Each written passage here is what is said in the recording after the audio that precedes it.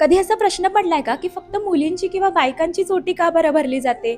ओटी म्हणजे बेंबीच्या खालचं पोट, जिथे गर्भाशय किंवा युटेरस असतं, त्यालाच ओटीपोट असं म्हणतात. जसं मातीमध्ये नवनिर्मितीची क्षमता असते, तसं स्त्रीच्या गर्भाशयामध्ये वंशवृद्धीची म्हणजे नवीन जीव निर्माण करण्याची शक्ती असते. म्हणून लग्न झाल्यानंतर आपल्या हिंदू धर्मामध्ये, विशेषतः महाराष्ट्रामध्ये, मुलीला बाळ व्हावं म्हणून तिची आवर्जून ओटी भरली जाते. ओटीमध्ये गहू, तांदूळ, सुपारी, नारळ, खण, हळकुंड अशा गोष्टी टाकल्या जातात.